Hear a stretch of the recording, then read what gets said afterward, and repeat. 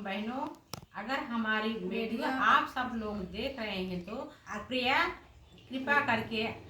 आप लोग हमारे इस चैनल को कृपया सब्सक्राइब और लाइक जरूर कीजिए। धन्यवाद। सिंगार हो मंदिरवा में बैठी मैया कई के सिंगार हो मंदिरवा में बैठी मैया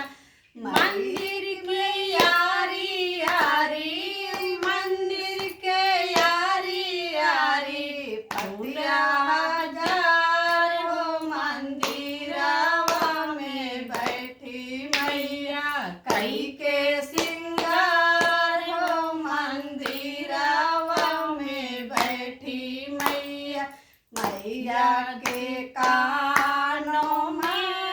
झुमका सोहेला मैया के कानों में वो झुमका सोहेला झुमके के यारी यारी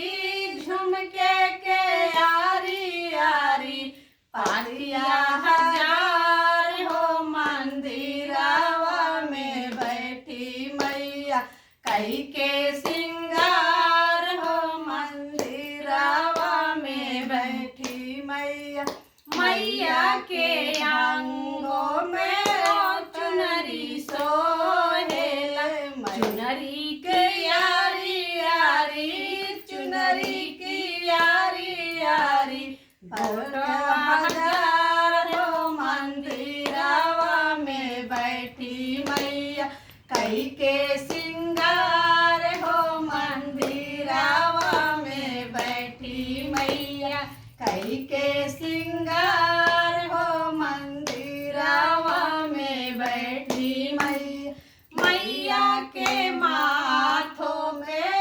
विद्या सोहेला विद्या के यारी यारी विद्या की यारी यारी